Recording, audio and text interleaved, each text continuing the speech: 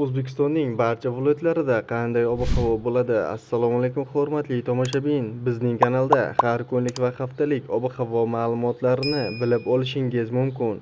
Buning uchun video ostidagi bir dona like va podpisatsiya tugmasini bosib qo'yishni unutmang.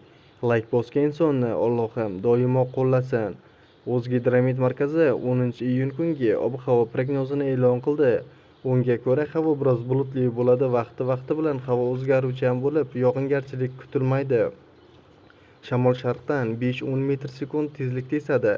Harorat kechasi 21-23 daraja, kunduzi 33-35 daraja issiq bo'ladi.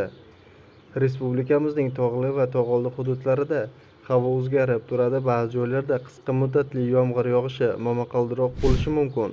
Shamol sharqdan 7-12 metr/sekund tezlikda esadi. Ayrim joylarda 13-18 metr/sekundgacha kuchayishi mumkin. Harorat kechasi 15-20 daraja, kunduzi 25-30 daraja issiq bo'ladi. O'zingizni asrang, xayr, salomat bo'ling.